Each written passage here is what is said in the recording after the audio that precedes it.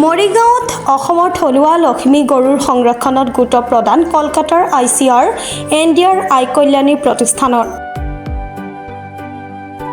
মৰিগাঁও জিলা কৃষি বিভাগ কেন্দ্ৰত লখিমী গাইৰ বিষয়ত কৃষক বিজ্ঞানীৰ মত বিনিময়। অসম তথা উত্তৰ পূৰ্বাঞ্চলত থলুৱা প্ৰজাতিৰ লখিমী গাই গৰু সংৰক্ষণত গুৰুত্ব প্ৰদান কৰিছে কলকাতাৰ ICR NDR আই কল্যাণী প্ৰতিষ্ঠানে।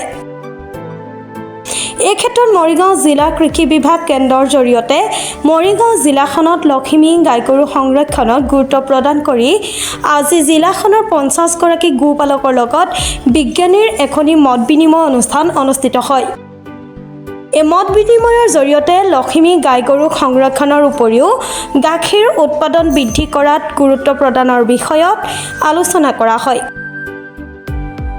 লগতে কলকাতাৰ কল্যাণীৰ প্ৰতিষ্ঠানটোৰ জৰিয়তে 50 গৰাকী গোপালকক পশুখাদ্য, ঘাঁহৰ বীজ, ঔষধ আদি প্ৰদান কৰে।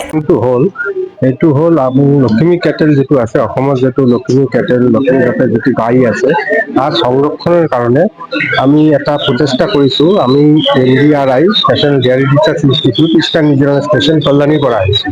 তো কল্যাণী যেহেতু আমি গাইৰ ওপৰত বেছি কাম কৰোঁ, গাই মেকুৰী এইবিলাকৰ ওপৰত কাম কৰি থাকোঁ আমি।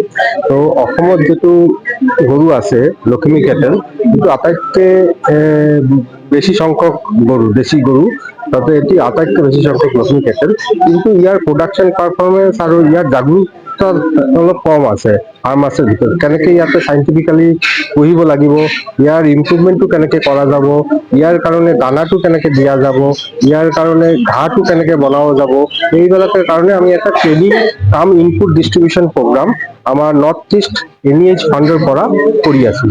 তো আজি আমি ফাৰ্মাৰ্চবিলাকক ইয়াতে বিভিন্ন গাঁৱৰ পৰা আহিছে, আজি মৰিগাঁও এৰিয়াত বিভিন্ন গাঁৱৰ পৰা আহি পেলাই এই ফাৰ্মাৰ্চবিলাকক আমি আজি দানা লগতে মিনাৰেল মিক্সাৰ, ডিৱাৰ্মাৰ আৰু লগতে ঘাঁহৰ বীজ এইবিলাক আমি আজি দিলোঁ আৰু লগতে ফাৰ্মাৰ্চবিলাকক ট্ৰেইনিং দিলোঁ আৰু কেনেকৈ এইবিলাক চাইণ্টিফিকেলি কৰি পেলাই আৰু আমাৰ প্ৰডাকশ্যনটো বঢ়াব পৰা যায়।